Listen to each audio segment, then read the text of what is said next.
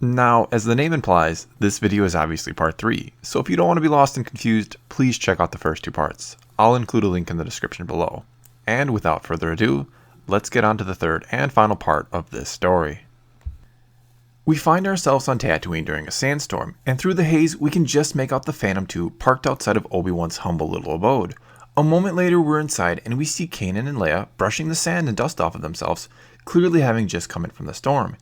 It's Kanan who then says, shaking his head in disbelief, "So Yoda's been living in a swamp and Obi-Wan's been living in a desert. Next you're going to tell me Master Windu's alive and well and he's been living in some frozen wasteland or something." Leia shrugs and casually comments that he's actually been living on a beautiful tropical world. When Kanan is too stunned to even respond, Leia tells him she was joking, and that Yoda never spoke much about what became of all the other Jedi. Leia then starts to look around Obi-Wan's home, while Kanan asks what they're looking for. Leia says, "I think this might be it," as she lifts the lid of an old chest, and a moment later she pulls from it a lightsaber. When she ignites it, Kanan recognizes the sound and asks if that's Kenobi's, but Leia tells him no, it belonged to her father. Kanan shakes his head and down in confusion. "Your father was a Jedi?" Leia nods and her face shows a great deal of pride. "My father was Anakin Skywalker." Kanan looks even more shocked. "Skywalker was your father? I never met him, but my master spoke of him all the time. She said he was great, but a little reckless." Leia then takes a couple practice swings with the saber, getting the feel for it as Kanan continues. "I met his apprentice Ahsoka not long ago. She also spoke quite highly of him, but there was great sadness in her words every time she did." Kanan's head then lowers, and there is guilt on his face as he says, "We then lost Ahsoka on Malachor, and though I didn't want to realize it at the time, it was also the day I started to lose my own apprentice, Ezra, to Maul." Kanan then walks towards one of the windows, and though blind, he looks out into the sandstorm as if he can see something. Leia deactivates the saber. "I feel it too," she says. Kanan nods as if he's beginning to understand. "That saber's not the only reason we came here, is it?" Leia shuts her eyes and sighs softly. "No, it isn't. Master Yoda said both of our destinies lie here." Kanan mutters Ezra under his breath, and then turns away from the window and ignites his saber. "Well, whatever awaits us here, you should be as ready as possible. How about a lesson or two?" Leia gives one firm, eager nod of the head, and ignites her father's old blue saber. We're then taken elsewhere on Tatooine, and we see a burning farmstead, though it's not the Lars homestead. In the distance, we can see an approaching sandstorm, and standing facing it are 2 dark-robed figures, and as we get closer, it's of course Maul and Luke. "How many more innocents must suffer, my brother?" Maul asks. Luke just shakes his head. "I don't know where my aunt and uncle have gone to. If they sold their farm for some reason, they probably also left the planet." We see Maul's face twitching as if he's trying to contain his anger. "No, you sense them. You know they're still on the planet. Tell me where they are." Again, Luke shakes his head. "I don't sense them. And what does it matter anyway? Can't we just let them live?" Maul turns to Luke and lays a friendly hand on his shoulder. "Remember the lies they've told you, my brother." Luke angrily knocks Maul's hand away. "Remember that you lied to me too." Maul shakes his head innocently at first, but that quickly changes to frustration as he speaks. "I made you stronger. They wanted to keep you weak. I will help you fulfill your destiny. They wanted to keep you from it." Luke suddenly ignites a saber, and we see it is indeed now red. "No, brother, you just want to use me, and I grow tired of it." Maul raises his hands and just backs away from Luke. "Very well, I shall tell you..." But before he can finish what he was about to say, both Maul and Luke get a look on their faces as if they sense something. They both look up, and high in the sky, heading straight for the sandstorm, is one lone TIE advanced fighter. Maul then whispers, half awed and half afraid, "He is here." Luke doesn't take his eyes from the TIE fighter as it disappears into the giant wall of sand and dust. "Who?" he asks. Maul approaches Luke and again lays a hand upon his shoulder. This time, Luke does not knock it away. "Your father is here," is all Maul says. We're then back in Obi-Wan's small home, and both Leia and Kanan are deactivating their sabers. Kanan comments, "Well, you're catching on faster than Ezra ever did." Leia smiles. "Thank you, Master Jarrus." Kanan gives a chuckle and waves that all away. No, I'm no master. I'm barely a Jedi." Leia then says, "But you are a Jedi, and that was a choice you made." Kanan looks confused, but before he can ask what she's talking about, Leia continues, "You should know Yoda kept an eye on you all those years, and always knew you would find your way back to the right path. He always believed in you, Caleb Doom." Kanan shuts his eyes when he hears his true name, the overwhelming emotion evident on his face. Before either can say anything else, they hear the battle cry of a Tusken Raider come from just outside, and then another and another, until there is a chorus of Tusken howls coming from all around the hut. Leia runs to the window and Kanan asks, "How many are there?" But Leia shakes her head and tells him it's impossible to tell because of the storm, even though it does seem to be dying down a bit. Kanan then says they should make a run for the Phantom, and without another word, they both ignite their sabers and make for the door. Just when it looks like they're going to make it to the Phantom without issue, a figure that is dressed similar to a Tusken, yet isn't one, emerges from the side of the ship. Kanan stops dead in his tracks and says softly to himself, "Ezra?" before screaming out at the figure, "Ezra!" And when we get a better look at the figure, we see it is indeed Ezra, but he says nothing, and instead casually lifts his hand and points at both Leia and Kanan. And as he does, a wall of Tuskens emerge from the sandstorm and charge right at our two heroes. They both immediately turn and run, and Kanan tells Leia that Ezra must be controlling their minds. Leia asks if he can really do that, and Kanan lets her know he used to be very good at it, and something tells him he's had a lot of practice at it over the last couple of years living in the desert. They don't run very far at all before they realize they're encircled by Tuskens, and are forced to stop and go back to back, sabers in hand and ready for a fight. In the ensuing battle, Kanan relies heavily on fending them off with his saber, mostly just trying to keep them at bay and not trying to kill them.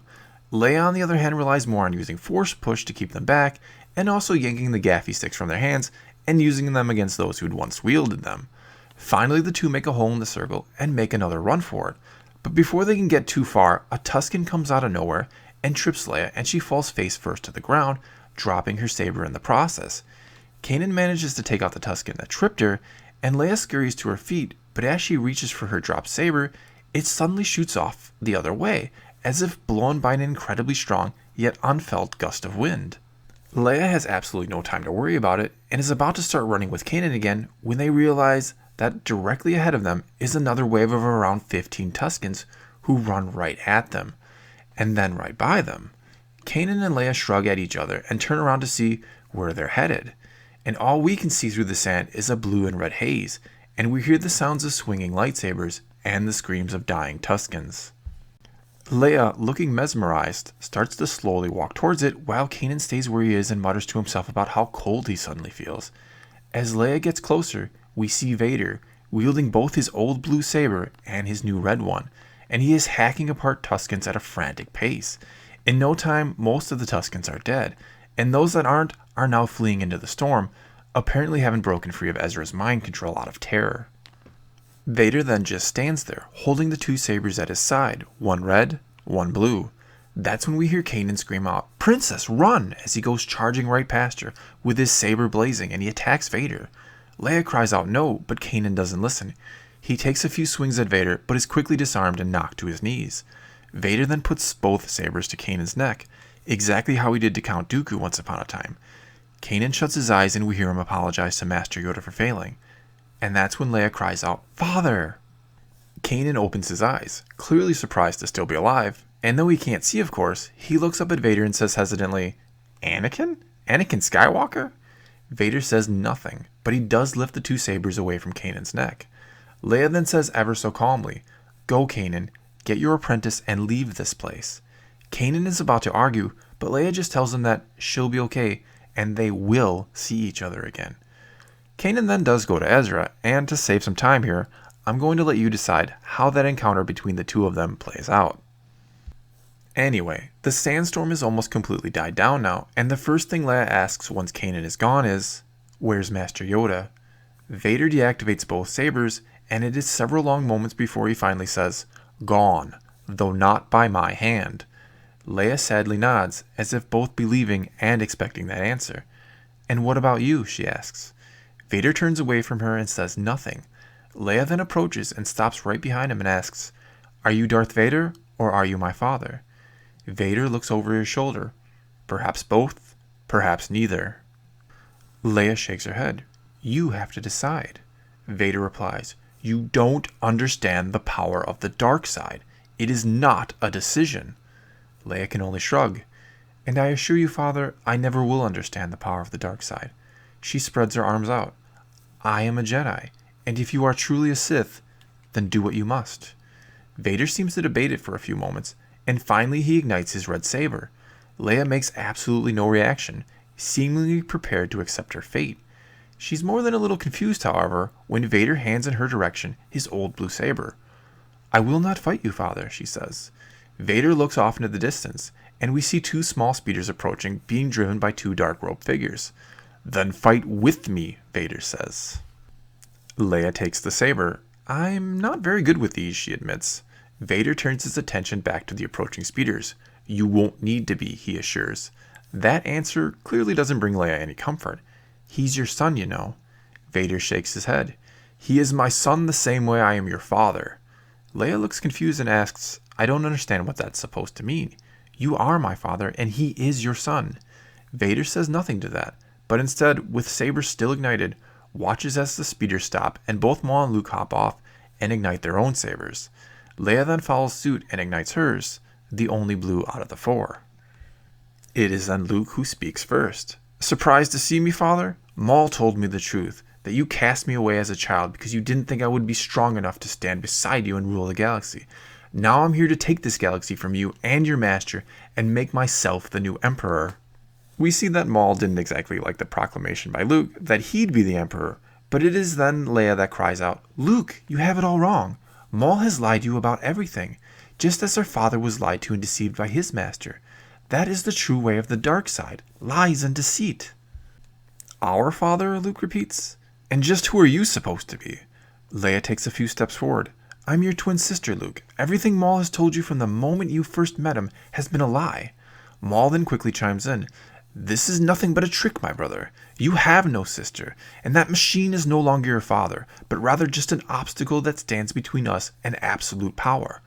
Without another word, Maul charges Vader, and the two clash. But Luke and Leia stand there, watching for a good 20 seconds or so, which is more than enough time for us to realize Maul is not a match for Vader. "Help me, brother," Maul cries out. Leia then fires back. "No, Luke, Maul is not your brother. He's just using you.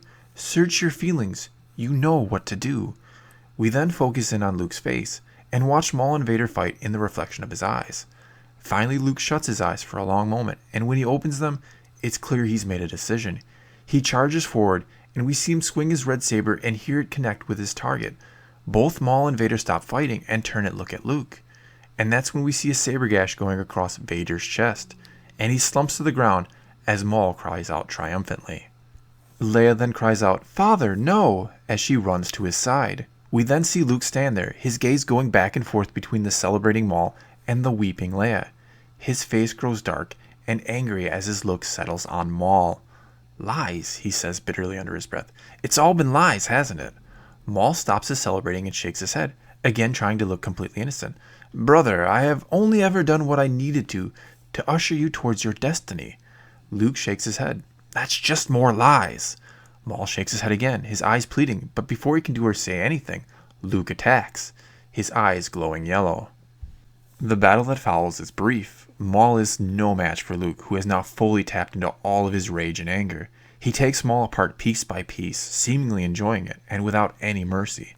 And then he turns and faces Leia, who stands unarmed at Vader's side.